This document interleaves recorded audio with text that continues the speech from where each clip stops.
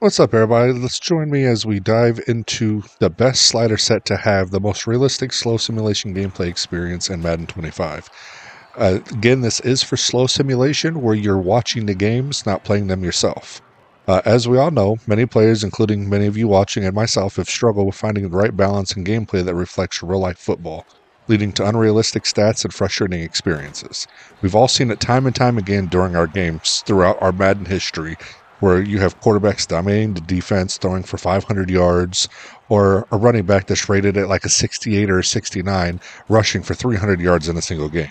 While it might be fun to get those crazy stats when you're actually playing the game, it just isn't authentic for a slow sim franchise or one where you really want realistic stats like you're watching a game on Sundays.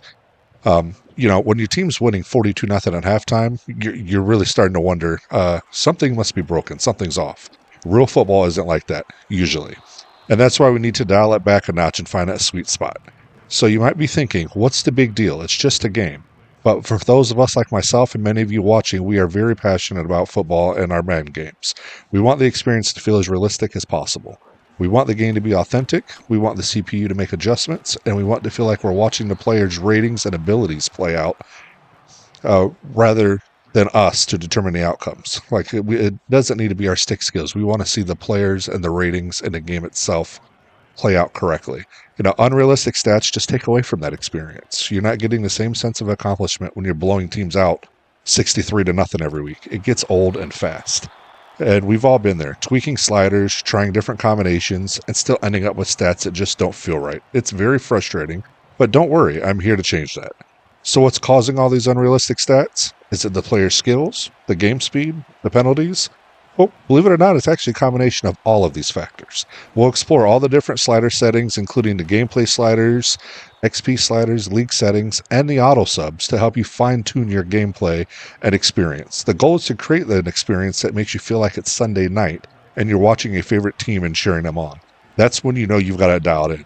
So let's dive into all my slider sets, which I'm also using in my current Saints franchise, so don't forget to go check that out. And let's go ahead and see these sliders in action. So one of the most important adjustments that you need to make is to the gameplay settings. These sliders control things like the quarterback accuracy, turnovers, defensive reaction time, tackling, and your line play. By adjusting these settings, you can create a more realistic experience where players perform more like their real-life counterparts. For example, if you have a quarterback with a low accuracy rating, he shouldn't be completing 90% of his passes. So let's go ahead and go over these settings. And I'll explain them all one by one as we go through them. So you're going to go to gameplay settings. First thing you're going to want to do is load your defaults. Make sure everything's default. That way it freshens the screen, because sometimes it does glitch out or bug out. So you do want to make sure you're doing the default first. And then you do want to load in, and you want to have these set in the main menu first. That way you can just load them in. I'm just going to load them in because I've already got it set, and we're going to go ahead and go over them. So all the player skills, you're not going to touch because we're doing CPU versus CPU. So none of that matters. So for QB accuracy, you want it set at 30. So what that does is it does make it that way your average rating should be in the 60s throughout the year. You'll have some games where you might be in the 70s or 80s. You'll have other games where you're in the 50s. It actually plays to the defense and to the pressure and, the hits and all that stuff from the line. On the last season where I made these sliders, when I did a full season, my QB accuracy rating at the end of the season was 64.1%. So that's right on par with what real life is like. Pass blocking, you want at 45. That's that way, you don't want a sack on every other play, but you also don't want the defense completely blocked out. So that's a good place for it to where you're going to get your sacks. You're going to have the 2, 4, maybe 6 sacks a game. You're not going to get too much, but you're not going to get too little. Wide receiver catching at 45, you're just dropping that a little bit because you do want to see the occasional drop. I mean, even Justin Jefferson drops passes. Jamar Chase drops passes. Every good wide receiver drops a pass here and there. So this does bring that in. You will see some drops here and there. Run blocking, going to drop down to 45. The O-line has been pretty stout when it comes to this. But by dropping it just a tad down to 45, it makes it to where you do have slight holes. And my running back yard per carry average, I believe, was just under 4. It was like 3.9 or 4.1 or something like that. It was right around that point where you really want it. I mean, that's what the NFL kind of averages. Ball security, you want down at 40. You're not going to have too many fumbles, but it does open up the ability for fumbles, even from the elite backs.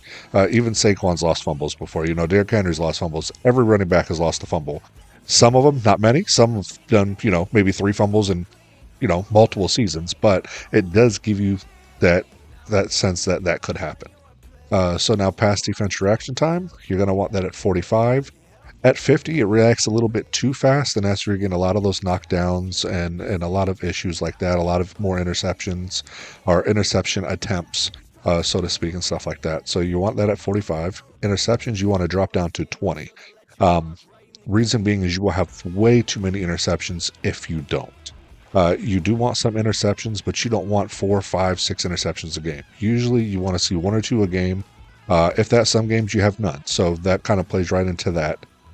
For pass coverage, you do want that at 45. Same thing. It allows you to have some of those gaps, some of the openings, and it doesn't lock down all your wide receivers, but it still gives the defense good pass coverage.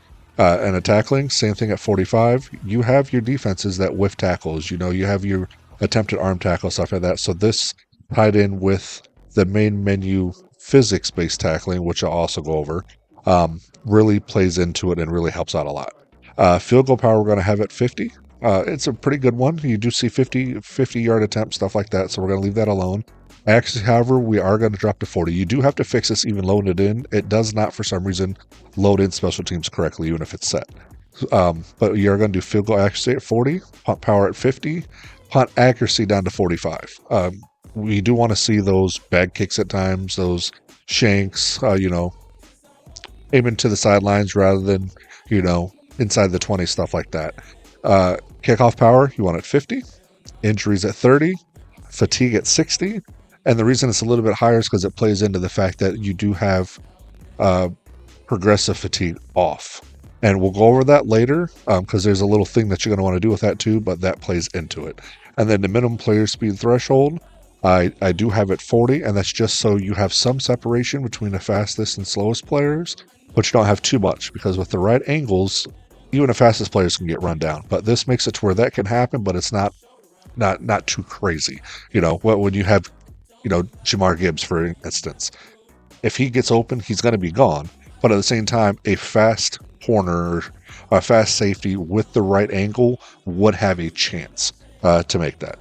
Now for the penalty sliders, these adjustments are crucial in creating a realistic experience as well, because if you're not seeing enough penalties, you're going to see more holdings, more pass interferences, more cheap shots, and it really drags down the visuals of the gameplay. And then by adjusting these, you create kind of a cleaner, more disciplined game, so to speak. That's more like what you see on Sundays. Now, you can still play with these because it's all based off of what you like. When I did this, I did it multiple seasons. I was between 50 and 100 penalties throughout the season. On average between the two, I believe I was like at 64 on average. Still a little low, but you do it any different and you end up, way too many penalties or way too little penalties. So these are kind of good middle of the ground penalties that I'm seeing. So this is what I'm running with. So offsides, you're going to have at 60. False starts at 55, holding at 50, face mask at 50, defensive pass interference at 45. We'll do illegal blocking the back at 55, and roughing the passer at 60. So roughing the passer does sometimes happen on back-to-back plays. It's still a little broken, so to speak, but when you have it tied in with the rest of this, how it is, you do have the occasion where it's back-to-back or on plays where it doesn't necessarily should be roughing the passer. But it makes it to where the correct, number of penalties, so to speak, are called, and it doesn't really blow up the gameplay speed and stuff like that, and it's not too obvious that it should be called. It's hard to explain. You'll see it in action, but it does work, and it's good for this. And then all of your other penalty sliders are going to be on. Yes, even illegal contact and intentional grounding. With how this is all set up, they actually do work. You just need to have proper settings in order to get it to work. All right, so now the next key area we're going to focus on is in the league settings. These settings control the pace of the game and can have a huge impact on the stats you see, such as like the quarter length. If the quarter length is too long, then obviously you're going to see more big plays, more touchdowns, higher scores, and more unrealistic stats. Whereas if the play clock time's too low, you're going to see lots of delayed game penalties or games where there isn't many motions and adjustments. But by balancing that out, you can create a more methodical, grinded out style of football that's more reminiscent of the real thing that you're seeing on Sundays. What we're working with now is skill level. We're going to have it on pro. This does sometimes change year to year. Last year, I did play on all pro, but I did notice a lot of other people were playing on pro. This year, for me, all pro is actually working fantastically. I've tried it on pro, I've tried it on all Madden, I've tried it on all pro. All pro is the way to go. Um, let's see, it's obviously going to be simulation. Quarter length, you want at 12 minutes with the salary clock on and minimum play clock time at 20. This is going to be perfect for you. You will average between 115 and 130 plays per game. So last year, we'll take the Saints, for instance, because that's a franchise that I'm doing. If you're not seeing that, go ahead and check that out on my channel as well. But I compared those in real life when I did that franchise. In real life, they ran 124 point some plays last year. My average during a sim was 118.6. So I was right there neck to neck with how many plays you should have per game, and that worked for the whole season. It was just a one-off. So this time for quarter length and play clock time is perfect. This is what you want: 12 minutes, 20-second play clock. For the play call cooldowns and limits, you can have off. I have played with those. They did seem to make differences in other slider sets, but in this slider set, for some reason, I'm not seeing repeated plays and stuff like that. I'm getting a good scope of running, good scope of passing. It seems to be working, so we're leaving them all off. And dynamic momentum, home field advantage, we are going to leave on. Reason being is it's working in this set to where when you're playing in places such as Seattle or Lambeau, or even Kansas City, Minnesota at some, those places where you're going in, it's a sold out crowd, they're loud. It's a very difficult place to play for if you're in a low away team. This works for that, but it doesn't go overboard. Um, it's been broken. There are times where it may not seem correct, um, which again is hard to explain. You'll have to see it in person, but it doesn't affect it long term. It works more often than it doesn't in this setup. So we are leaving that on. As far as team settings, obviously everything's going to be manual. Auto progressing's all off. Tutorials are off. For trades, we are going to have trade difficulty at normal. Reason being, you do trades however you want. I do trades at normal, and when I do a trade, if I do one, because in my rebuilds, I usually just build through the draft and stuff like that. I don't trade very much because I'm not one that likes to do all that. But if I do trade, I do pull up like PFF or something like that. And I do trades based off of their real life value. I don't cheat the system. I don't try to cheese the system or anything like that. So that's how I do that. So I do leave that at normal. Salary cap's obviously on. Unfortunately, it doesn't match out with regular salary cap in real life most of the time, but it's better to have it on than to not have a salary cap at all. At least it keeps it somewhat realistic. Free agent motivation impact, I do have it very high.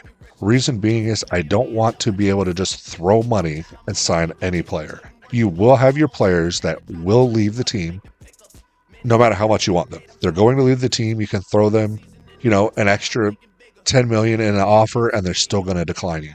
And this is perfect because even in real life, you know, teams really want some players and they're all about the money, or they're all about, whatever it is, whether it's weather, money, they want to be closer to home, whatever it is. You want that motivation to be there. You don't want to just be able to sign any player and every player that you want every single time. It's pointless.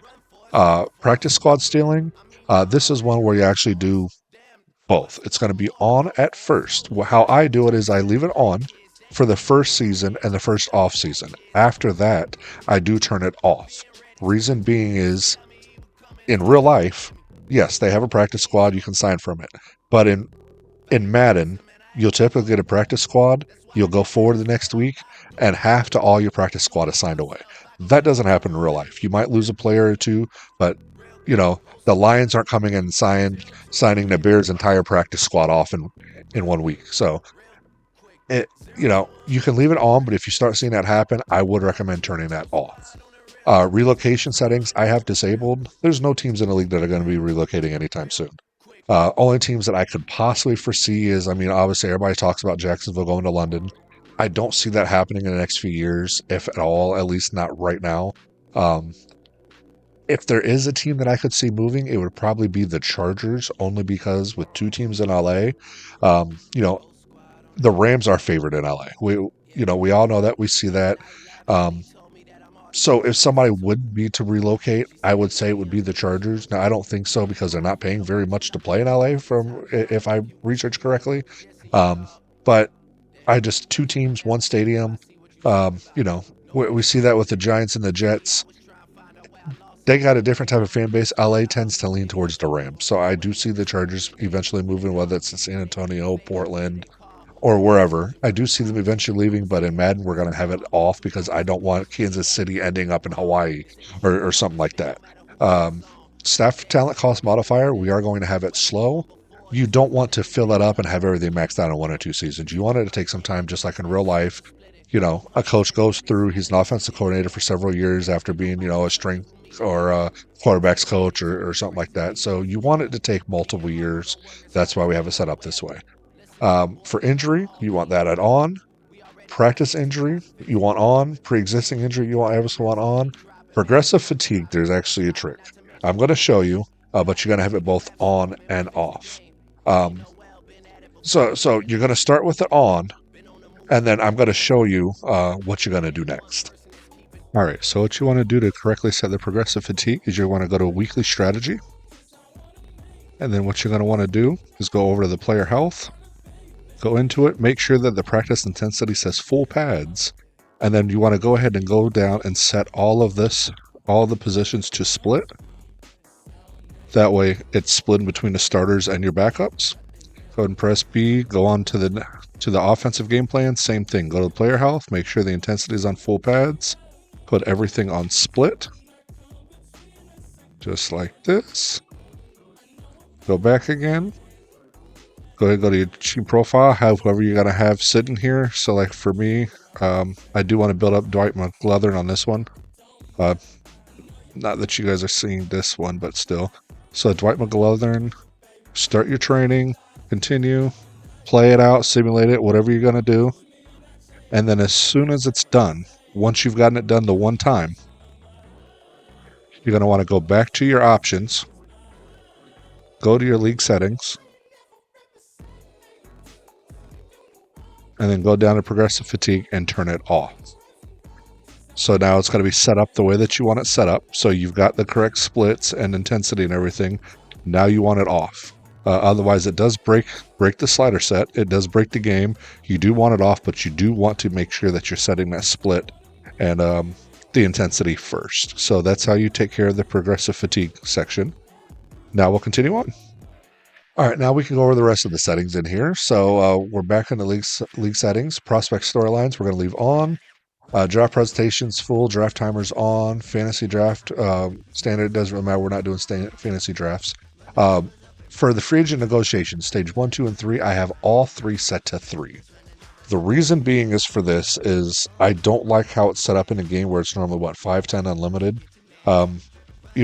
No team usually in the NFL is signing 5, top tier all-star free agents right off the bat all at once.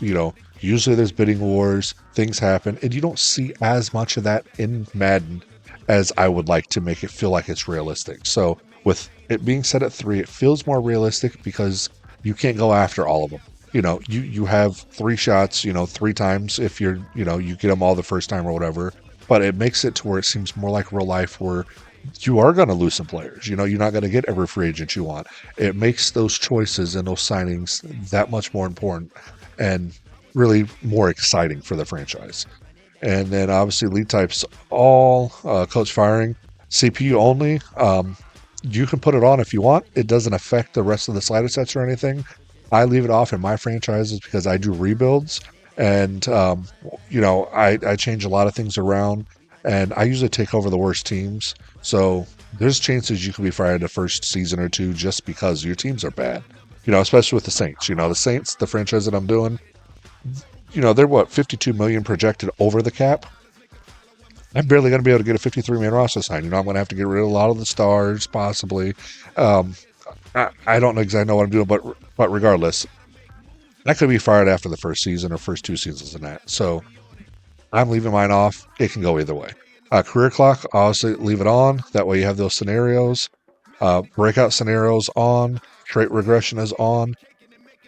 I did drop all of the amount of depths. Reason being is every broadcasting station, every anchor, everybody, they have their top 100 player list, right? It combines all the positions, but everybody has their top 100. That's what I have for X Factor and Superstar. That's your top 100 players. You have your 40, you know, Rockstar, go at it players, your Superstars, your X Factors. That's where we're at, 40, 60. Then we do have 300 depths. I would do less if I could, but it doesn't let you go any lower. So, and the reason being, and why I have it at 300 is right now you've already got 400 players that are, stars or higher.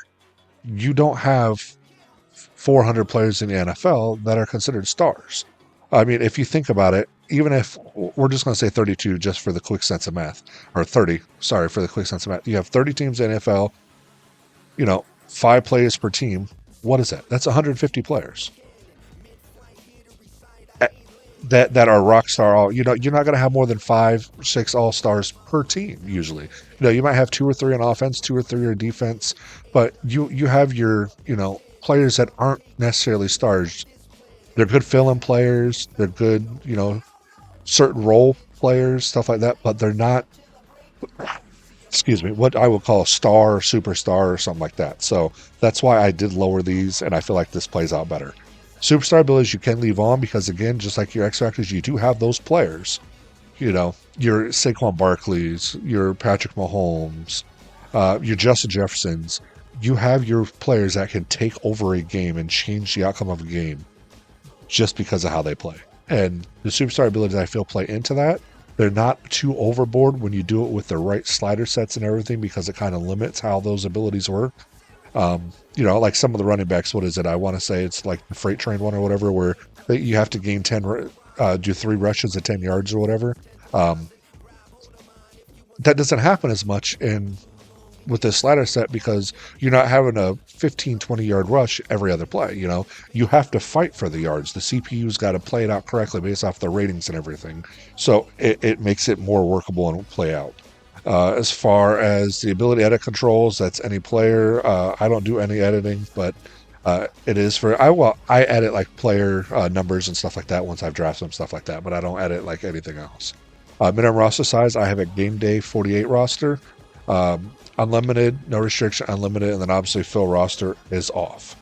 So now the next thing we need to go over is the XP sliders. Everybody's looking for a set of XP sliders. I have all this figured out. So we're going to do, it's got to look kind of crazy at first when you see it, but it works. So how I have it set up is in Madden, normally at base Madden, regression hits hard at 27. It falls off. That's why we always rush to get, the early drafts. And then at 27, most of the time, some people don't even re-sign second contracts. They just want them gone because they know they're going to regress quickly. I have it set up to where there's still regression, but it's slower. But at the same time, you're not going to have a bunch of high 80s, low 90s, 32, 34, 36-year-olds in the league anymore. It's got to be that, 20 to 24, really quick, fast progression. 24 to 28, 29, there's still progression and then some regression, but it's kind of that's where your curve hits. 30 and on, that regression really hits hard. 34 plus, that regression just drops off the cliff. And that way it's, it feels like it's real life. You have your occasionals like Harrison Smiths, Tom Brady, stuff that play into their, mid to late 30s, but it's not going to be, 20, 30 players. So what we're doing is we're going to run quarterbacks, at 230, halfbacks at 220, tight ends at 210, wide receivers at 220, fullbacks at 180, tackles at 170, guards at 170, and centers at 170.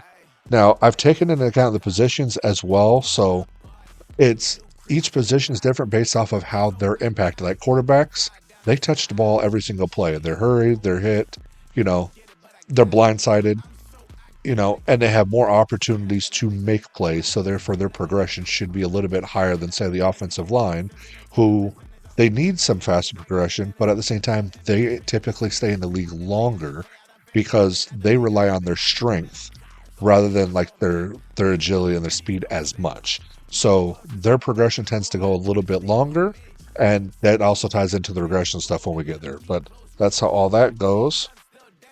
For defense progression, we're going to have defensive ends at 210, defensive tackles at 210, middle linebackers at 220, outside linebackers at 210, cornerbacks at 220, and then both safeties at 210. Same thing. It looks crazy, but the progression will tie into the regression when you see it, and it works overall throughout. Kickers and punters, we're going to have both at 150, and then now the age. Age is 250, 240, 220 at 22, 210 at 23, 200 at 24, 190, 180, and I'm not going to sit here and say out every single one, but as you can see, you kind of drop by 10 on every one.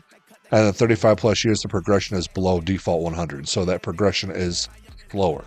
And that ties into the regression rates that we have now, where you have quarterbacks at 120, halfbacks at 130, tight ends at 130, wide receivers at 130, fullbacks are at 110, and then the whole offensive line is at 100. So they still have that 170 progression, but they have 100 regression, which when you get to the age groups, that will tie into that, which pulls it down correctly. Like I said, everything kind of works together. That's why it looks a little funky and a little crazy compared to what most of the slider settings you've probably seen out there. But this is the ideal settings. These are the perfect settings as far as you can get in Madden 25. Defensive ends are at 130. Tackles are at 130. Linebackers, middles are 140, outsides are 120. Cornerbacks are at 150, and that's because they should regress a little bit more. And I also have a tad higher just because when you're drafting cornerbacks, I don't like messing with the class strengths because it tends to bring down the ratings too much sometimes. So this way, even though you're getting stronger cornerbacks at times through it, they regress slightly quicker. So it keeps it even keeled with the rest of the positions. Free safeties and strong safeties, we're going to have at 120. Kickers and punters at 140. Just below, because they don't regress too quickly. They don't progress too quickly, but that way it's kind of an even ticker across because it's based off their leg strength and their accuracy, not necessarily any other skills. Now, when it comes to age regression, this is, like I said, ties in with the positions, 2680, 2790, and then, they've reached their primes right in those ages. Now they're starting to get out of their primes. They're 28's 100, 29's 100. Then regression starts to slowly kick in and then drop off the cliff at 35. So you're 110, 120, 130, 140, 150, and then it drops off a cliff to 180 at 35. So now the last tab we need to go over is for the Autosubs. Obviously, we all know starters shouldn't ride the bench for an entire game. But backups at the same time should have ample opportunity to play as well. That's where proper rotations come in, especially on defense, where they're always rotating, with the blitz packages, coverage packages, etc. So with what I've got here, this does have a pretty solid rotation in each game and throughout the season as well to where it gets everybody in. So QBs, obviously, they never leave unless it's a huge blowout or they're injured. So QBs are going to be in at 1, out at 0. They're going to be in the whole game. Halfbacks in at 85, out at 75. Wide receivers in at 90, out at 85. Fullbacks, tight ends in at 85, out at 75, and same for the O-line. Just like the QBs, typically you have your 5 starters the whole time unless they get injured or something like that. So 1 in, 0 out. They're going to stay in. Defense, because of all the rotations, all the packages, and this actually does help the rotation in packages. So that's why they are so high. It does work. The entire defense is going to be in at 90 and out at 85. Excuse me.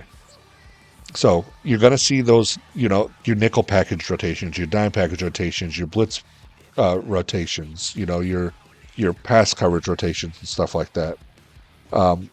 But just like you have as well, most likely, you've experienced with different combinations nonstop, and I found that with these sliders, you can get stats that are incredibly close to real-life football. Your quarterbacks are going to complete around 60 to 70% of their passes. Running backs are average around 4 to 5 yards a carry. And your receivers are going to average kind of the 8 to 14 passes per game. And the plays per game, again, as I said before, we're usually going to range between 115 and 130. And it's a totally different experience. And it's one that's much more satisfying and much more, lifelike. When you're watching these games play out with realistic stats, every game it's going to feel like a battle. CPU's fighting for every yard, every first down, every score. It's much more immersive. It's a better experience, and it will keep you wanting to go game after game. But so now you have it. This is the best slider settings for a slow simulation franchise on Madden 25. So thanks for watching. Don't forget to please leave a comment with your thoughts or any slider settings that you found effective, you found that maybe aren't working necessarily for you. Smash that subscribe button, hit that notification bell so you're alerted when future videos drop, and don't forget to check out my other videos for more Madden tips and to join in on the franchise rebuild that I've got going on right now with the Saints. So check that out. Thanks again, and I'll catch you all on the next video. And as always, Skol.